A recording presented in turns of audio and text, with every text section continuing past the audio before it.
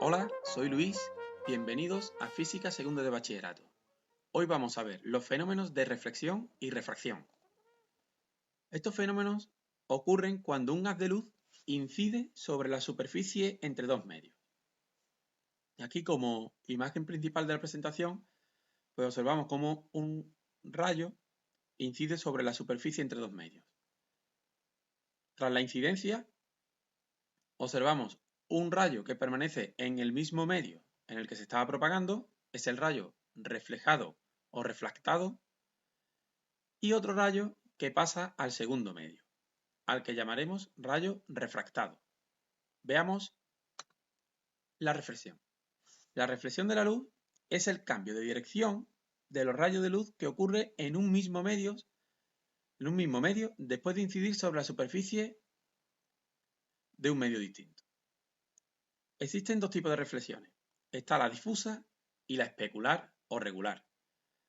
La reflexión difusa es aquella que ocurre en un medio, en una superficie rugosa, de manera que cada rayo incidente se refleja de una forma distinta, en una dirección distinta, por lo que no se conserva la dirección del rayo. La reflexión especular es cuando incide sobre una superficie pulida. En este caso, todos los rayos de incidencia se reflejan de la misma manera, conservando su forma. Veamos más detalles sobre la reflexión. La reflexión especular es la que tiene interés desde el punto de vista del cálculo y atiende a dos principios o leyes de la reflexión. La primera es que el rayo incidente, el reflejado y la normal a la superficie en el punto de incidencia están en el mismo plano, es decir, el rayo de incidencia, el reflejado y la normal en el punto de incidencia forman un plano, están en el mismo plano. Y la otra ley que cumple es que el ángulo del rayo incidente, este ángulo de aquí, el ángulo con la normal, es igual al ángulo que forma el rayo reflejado con la normal. Esto desde el punto de vista de cálculo tampoco tiene mucho interés, porque estos ángulos son iguales. Veamos qué es la refracción. La refracción de la luz es el cambio de dirección de los rayos de luz que ocurren tras pasar estos de un medio a otro en el que la luz se propaga con distinta velocidad.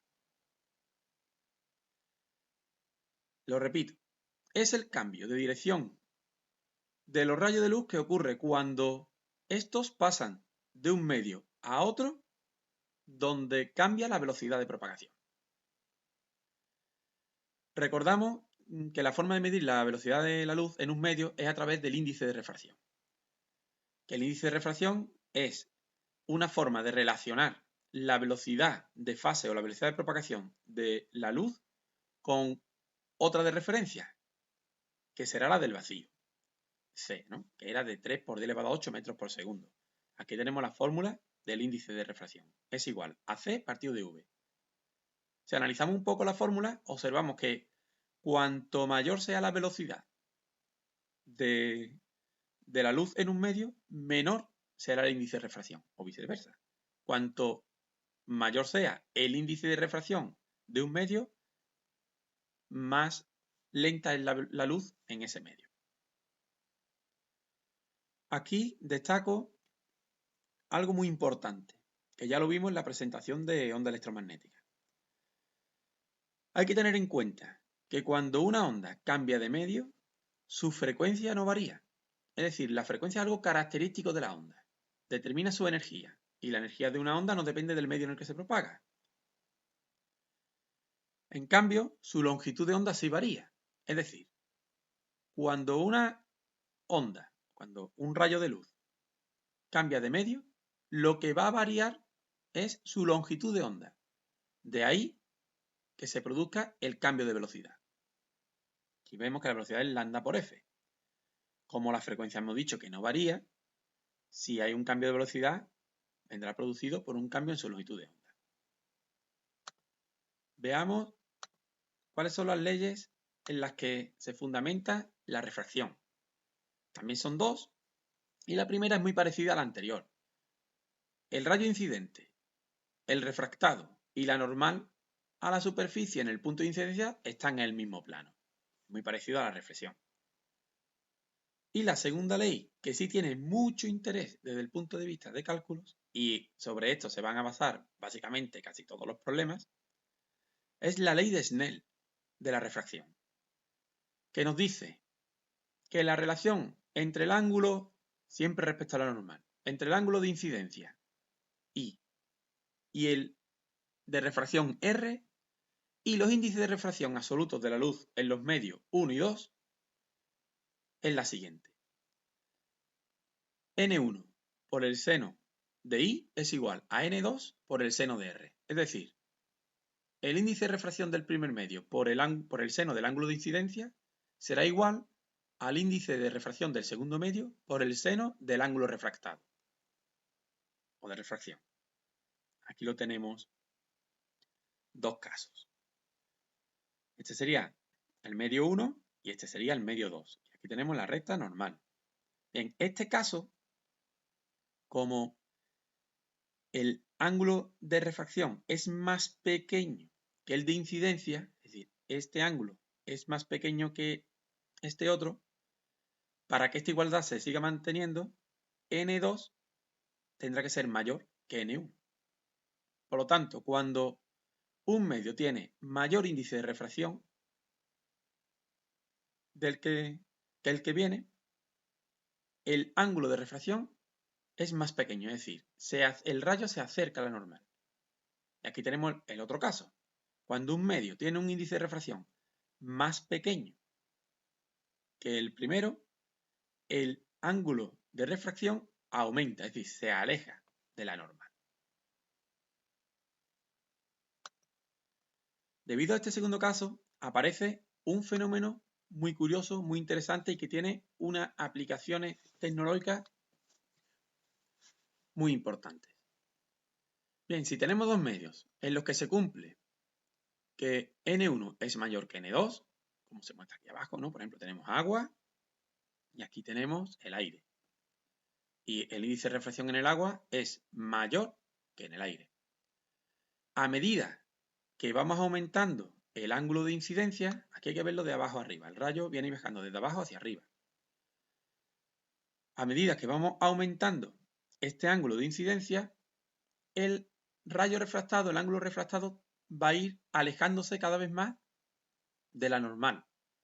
Por lo tanto, llegará un momento en que este ángulo refractado sea de 90. A este ángulo de incidencia en el que se cumple que el ángulo refractado es de 90, se le llama ángulo crítico. Y al fenómeno se le llama reflexión total. Porque si observamos ya no hay ángulo refractado, sino que todo el rayo, ha sido reflejado. Y aquí vemos ya cuando superamos el ángulo crítico, ¿no? Que no hay rayo refractado y todo el rayo ha sido reflejado. Reflexión total. Bien, ¿cómo se puede obtener el valor de ese ángulo crítico? Pues bien, despejando de la ley de Snell, se obtiene esta fórmula de aquí. El ángulo crítico es el arcoseno de N2 partido de N1. Hay que tener en cuenta que para llegar a esta expresión, el ángulo refractado es igual a 90. Y de ahí se obtiene esta expresión.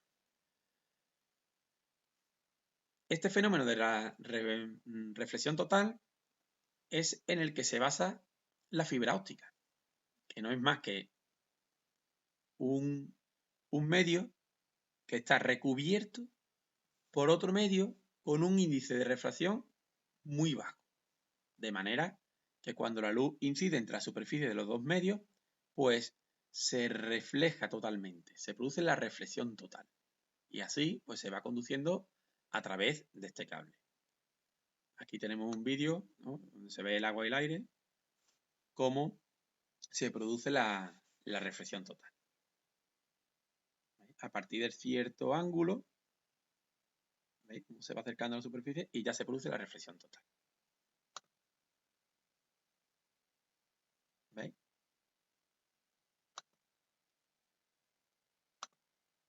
Bien, vamos a analizar esto con dos simuladores. Primero vamos a ver el de PET Colorado, para ver el comportamiento de un rayo cuando cambiamos el ángulo y cuando cambiamos el índice de refracción.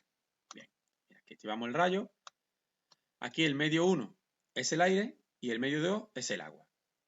Como el aire tiene menor índice de refracción que el agua, pues el rayo refractado se va a hacer más pequeño, porque este índice de refracción es mayor que este. Por lo tanto, el ángulo será más pequeño para compensar. Entonces, si vamos cambiando, aquí se observa, ¿no?, como este ángulo es mucho, ¿no?, es más grande que este. ¿Qué ocurre si, bueno, si los medios fuesen iguales, ¿no? Si los dos tienen el mismo índice de refracción, pues nada, se observa que el rayo no se desvía. ¿Qué ocurre si el medio 1 tiene mayor índice de refracción que el medio 2? Pues entonces, en este caso, el rayo refractado formará un ángulo mayor que el de incidencia. Además, si observamos, si vamos variando, aumentando el índice de refracción, el rayo refractado, estoy aumentando el índice de refracción del medio 1. Por lo tanto, este ángulo va a ir aumentando. Vamos viendo que cada vez mayor, y llegará un momento que valga 90. Entonces ya deja de verse el rayo refractado. ¿Veis? Vamos a ver con esta dependencia variando el índice de refracción del medio 2. Si yo aumento el índice de refracción del medio 2, pues el ángulo refractado pues va disminuyendo.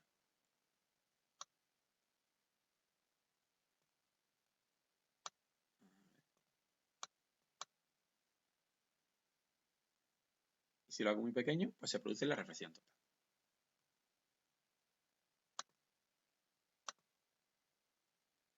Bien, el otro simulador es muy interesante porque nos va a mostrar, a partir del principio de Huygens, por qué se produce este cambio de dirección en la refracción. Bien, vamos a dar el siguiente paso.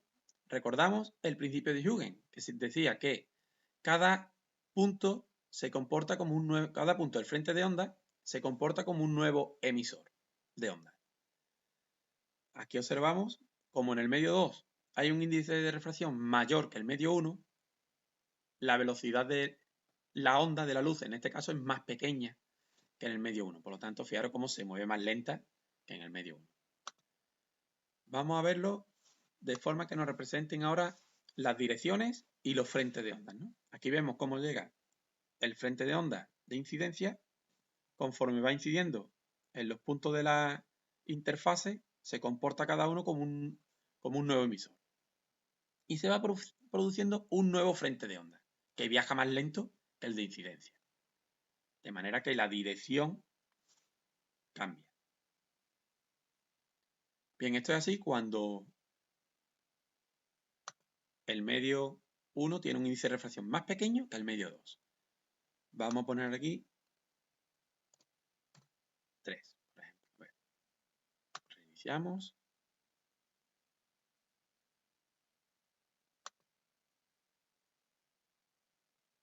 Perdón, vamos a ponerlo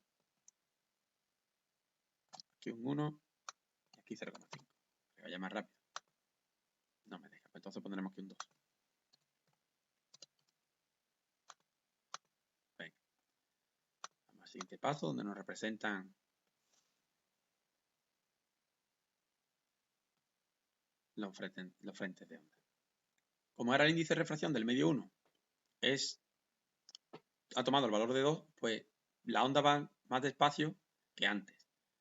Y ahora en el medio 2 la onda viaja más rápido.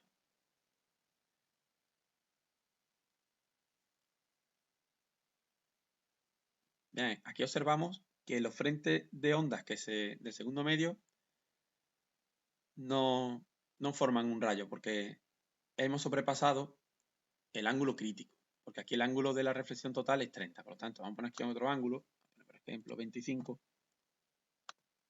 entonces el ángulo de incidencia ahora vale 25. Veamos qué ocurre.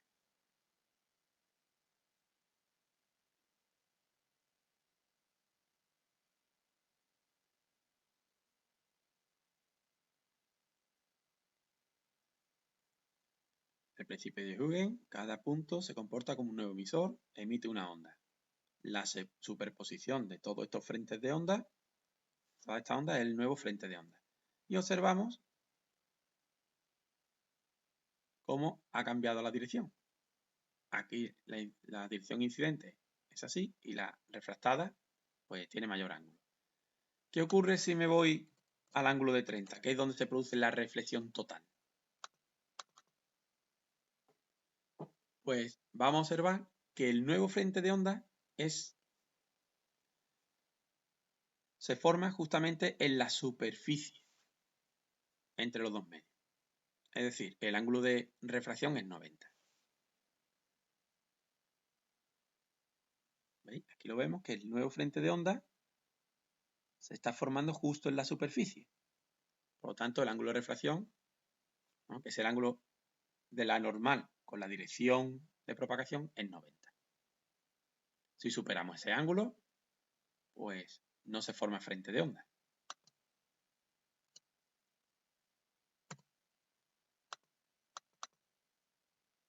Vamos a ver.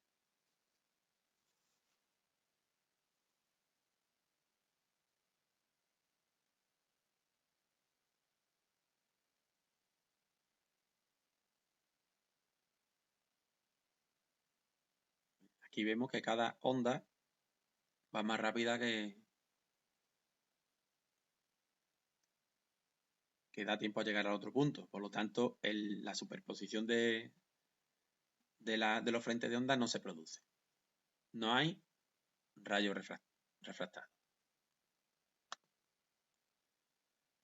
Bien, para terminar la presentación, pues aquí os dejo una serie de fenómenos cotidianos relacionados con la reflexión y la refracción. Como puede ser, ¿no? Esto lo estamos viendo constantemente. Me parece que en la pista se ha roto. El arco iris, que también está relacionado con estos fenómenos. Cuando vemos un partido de fútbol y vemos las franjas distintas de colores del césped. Y aquí vemos un espejismo, ¿no? Y la explicación a estos fenómenos, pues, dejo que la investiguéis ustedes, porque son muy interesantes. Además, os dejo un enlace a una página donde hay multitud de fenómenos cotidianos relacionados con la luz. Y hasta aquí la presentación donde hemos visto en qué consiste la reflexión, la refracción, la reflexión total y algunos fenómenos de especial interés.